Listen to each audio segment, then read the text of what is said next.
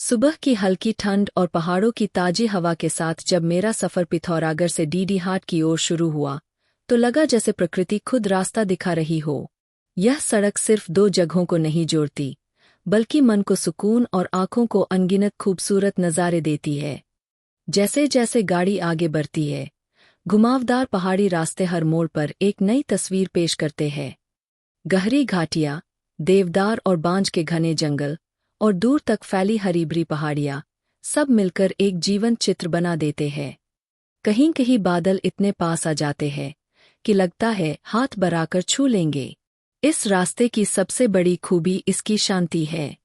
शहरों की भीड़-भाड़ से दूर यहाँ सिर्फ हवा की सरसराहट, पक्षियों की चहचहाहट और पहाड़ों की खामोशी सुनाई देती है। छोटे छोटे गांव रास्ते में मिलते हैं, जहाँ पत्थर के घर, खेतों की सीधी नुमा बनावट और मुस्कुराते लोग पहाड़ी जीवन की सादगी दिखाते हैं। डीडीहाट की ओर बढ़ते हुए हिमालय की झलक मन को रोमांच से भर देती है। साफ मौसम में दूर बर्फ से ढकी चोटियां दिखाई देती है, जो इस सफर को और भी यादगार बना देती है। यह रास्ता केवल एक यात्रा नहीं, बल्कि प्रकृति के साथ बिताया गया समय है, जहां हर पल ठहरकर देखने और महसूस करने का मन करता है। पिथौरागढ़ डीडीहाट रोड पर किया गया यह सफ़र मेरे लिए पहाड़ों की आत्मा से मिलने जैसा था। यहाँ की वादियाँ, रास्ते और शांति, सब कुछ मिलकर यादों में हमेशा के लिए बस गया। यह सच है कि पहाड़ों का सफ़र जितना बाहर होता है, उतना ही भीतर भी, और यही इसकी सबसे बड़ी खूबसूरती है।